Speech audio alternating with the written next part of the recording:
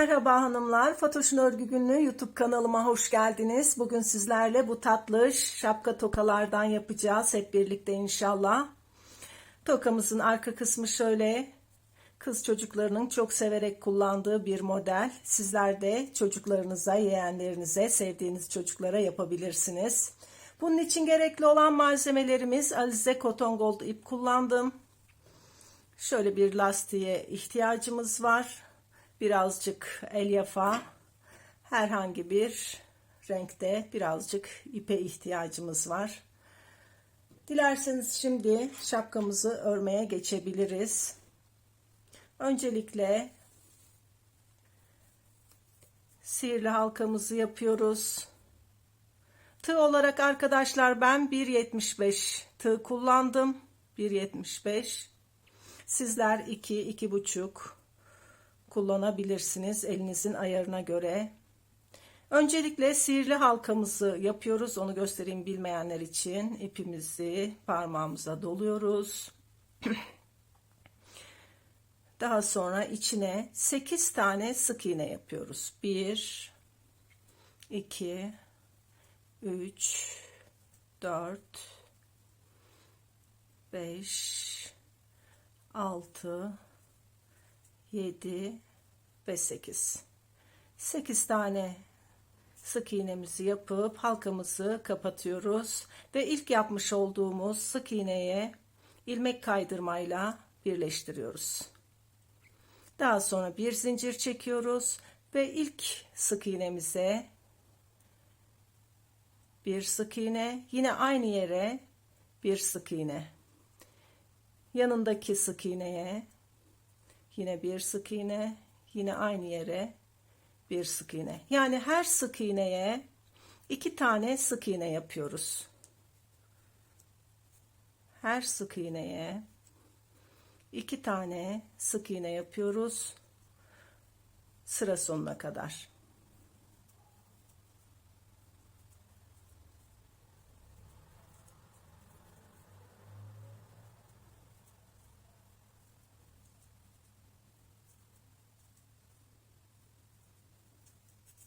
Toplamda 16 tane sık iğnemiz olacak arkadaşlar. 2, 4, 6, 8, 10, 12, 14, 16. Ve ilk başta yapmış olduğumuz sık iğneye ilmek kaydırmayla birleştiriyoruz. Bir zincir çekiyoruz. Aynı ilmeğe bir sık iğne yapıyoruz. Yanındaki sık iğneye 2 sık iğne, onun yanındakine bir sık iğne, onun yanındakine 2 sık iğne. Yani bir tek bir çift olarak sıra sonuna kadar bu şekilde örüyoruz. Toplamda 24 tane sık iğnemiz olacak sıra sonunda. Bir tek bir çift.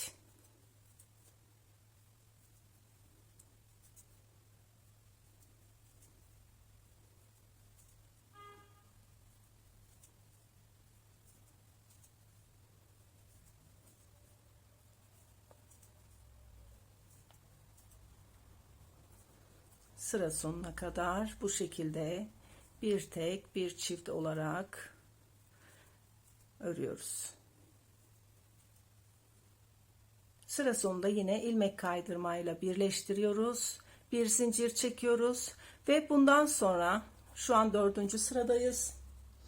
4, 5, 6 ve 7. sıraları hiç artırma, eksiltme yapmadan örüyoruz. Arkadaşlar biraz rahatsızım, kusura bakmayın sesimden dolayı.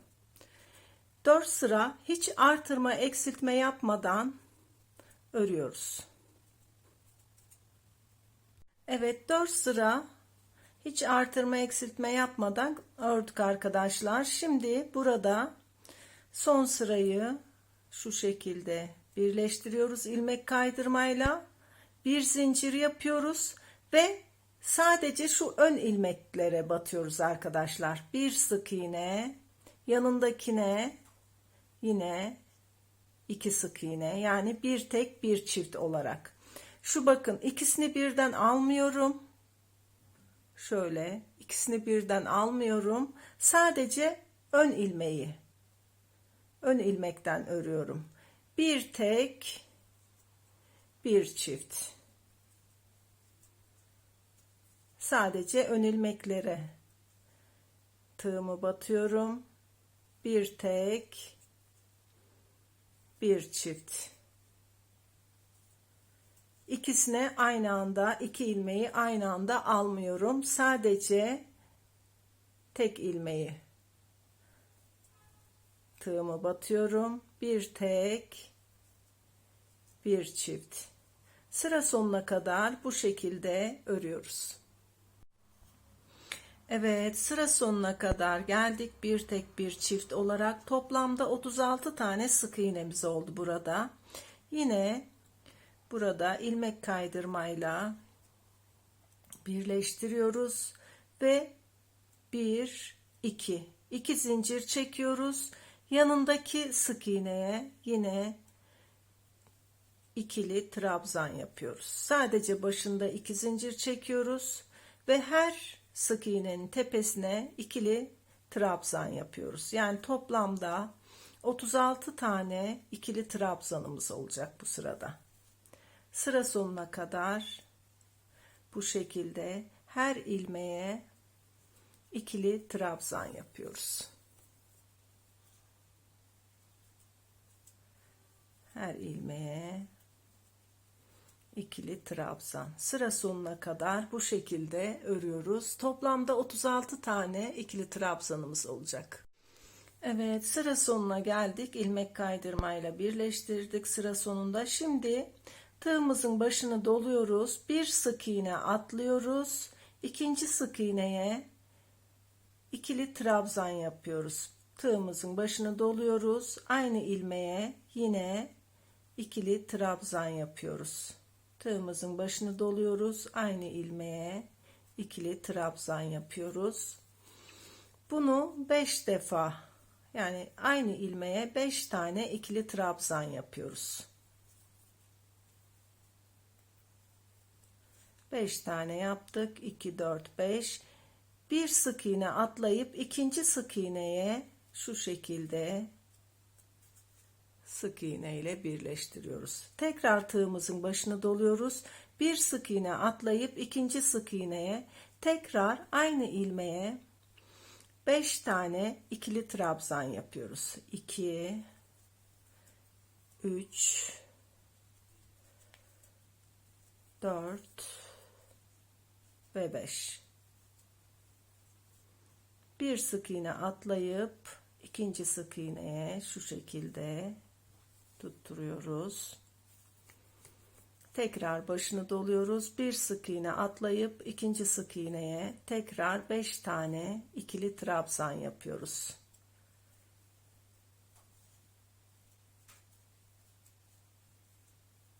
Üç, 4 ve 5. Bir sık iğne atlıyoruz. Şu şekilde tekrar başını doluyoruz. Bir sık iğne atlayıp ikinci sık iğneye tekrar 5 tane ikili trabzan yapıyoruz. Bunu sıra sonuna kadar bu şekilde örüyoruz arkadaşlar. Evet, sıra sonuna kadar yaptık. Burada yine ilmek kaydırmayla, ilmek kaydırmayla birleştirelim. Bir zincir çekelim ve ipimizi keselim. Şu şekilde bakın. Şapkamızın üst kısmı tamamlandı. Bunu da buralarda kaybedelim.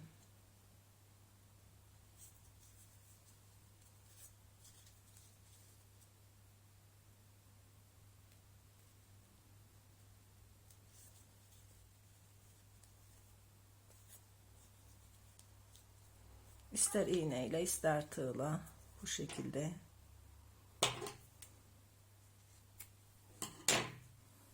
Evet. Şimdi şapkamızın şu alt kısmını yapacağız. Bunun için yine sihirli halkamızı yapıyoruz. Sihirli halkamızın içine 8 tane sık iğne yapıyoruz. 2 3 4 5 6 7 8 sık iğne yaptık ve ilk yapmış olduğumuz sık iğne ile ilmek kaydırmayla birleştiriyoruz. Bir zincir çekip aynı ilmeğe 2 tane sık iğne yapıyoruz.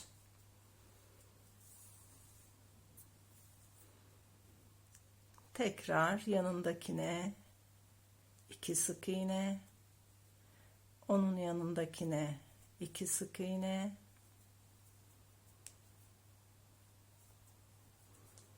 onun yanındakine yine 2 sık iğne. Yani her ilmeğe çift batıyoruz. Şimdi 8 tane olunca, 8 sık iğne olunca şu lastiğimizi geçiriyoruz. Lastiğimizi geçirip tekrar örmeye devam ediyoruz. Her sık iğneye 2 tane sık iğne yapıyoruz.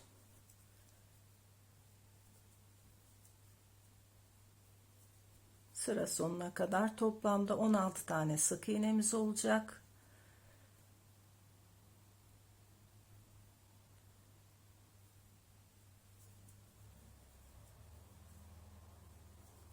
Evet, son sık iğnemizi yaptıktan sonra tekrar bakın lastiğimizi şu şekilde geçirip ilk yapmış olduğumuz sık iğne ile birleştiriyoruz ilmek kaydırmayla. Tekrar bir zincir çekiyoruz. Aynı ilmeğe bir sık iğne, yanındakine 2 sık iğne. Yani bir tek bir çift olarak sıra sonuna kadar bu şekilde örüyoruz. Toplamda 24 tane sık iğnemiz olacak arkadaşlar burada. Evet, sıra sonuna geldik. İlk yapmış olduğumuz sık iğne ile ilmek kaydırma ile birleştirip ipimizi uzunca bırakıp kesiyoruz. Sonra bu kesmiş olduğumuz ipe iğnemizi geçirip bakın burada ön ilmekten örmüştüm. Arka ilmek kalmıştı. Bununla şu şekilde dikiyoruz. Bir şapkadaki ilmekten alıyoruz. Bir şu kapaktaki ilmekten alarak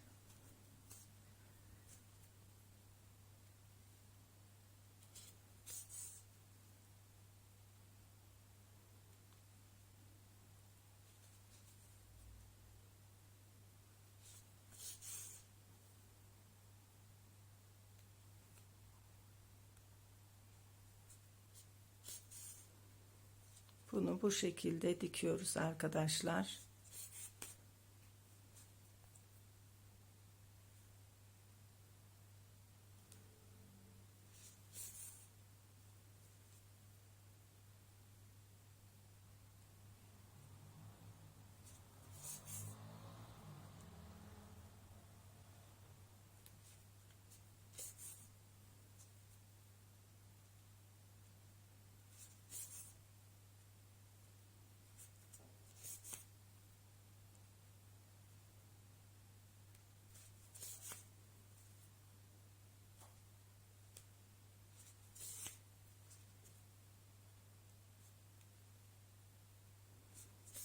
Bir şapkadan bir kapaktakinden her ilmekten alarak şapkamızın alt kısmını kapatıyoruz.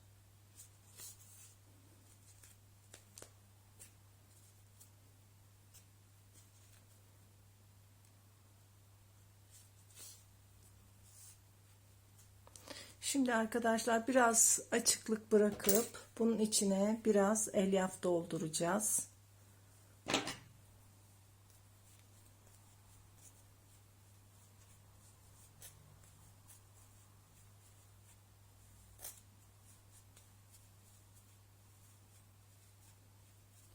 Şapkamızın şu kısmı çökmesin diye.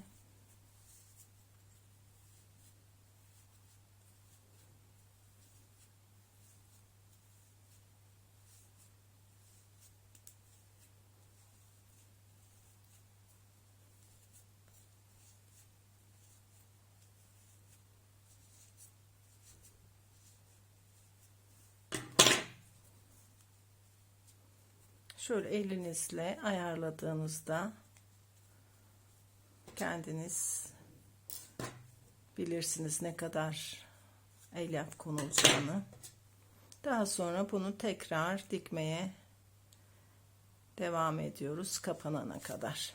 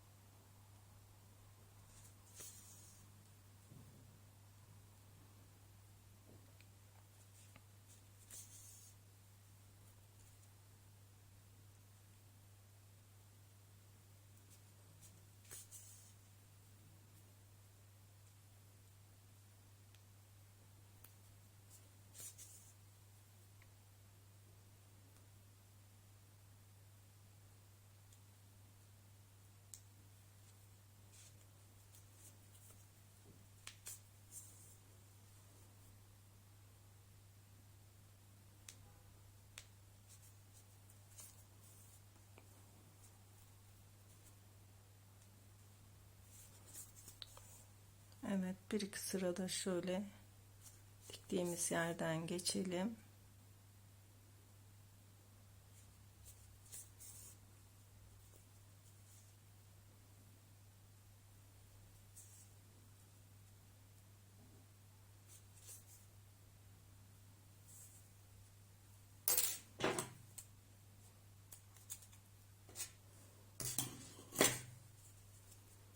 Evet, görmüş olduğunuz gibi şapkamızın arkası da tertemiz bir şekilde dikildi.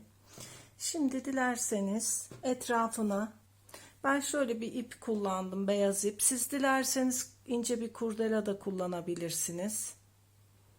Ben şu an bunu kullanıyorum. Şu şapkamızın kenarından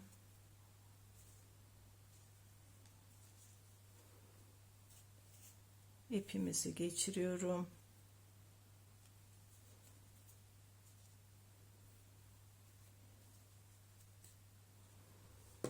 Tığ ince geldi.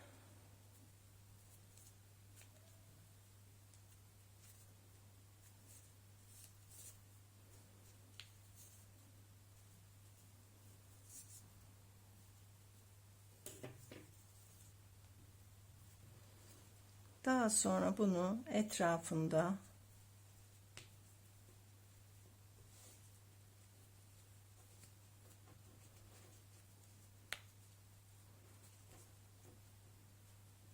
şu şekilde bağlayıp piyonk yapıyoruz. Dediğim gibi siz kurdela da yapabilirsiniz. Bir defa daha bağlayalım, daha sağlam olsun.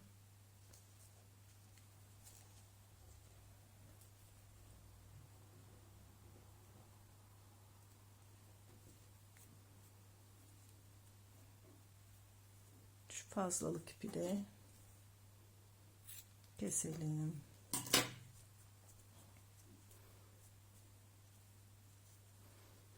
Evet. Şapkamız hazır arkadaşlar. Umarım beğenmişsinizdir. Arkadaşlar, keyifli örmeler hepinize. Bunu dediğim gibi yeğenlerinize, çocuklarınıza hediye olarak örebilirsiniz. Bunu sadece şapka olarak değil, broş olarak da örebilirsiniz. Ne bileyim, farklı yerlerde kullanabilirsiniz.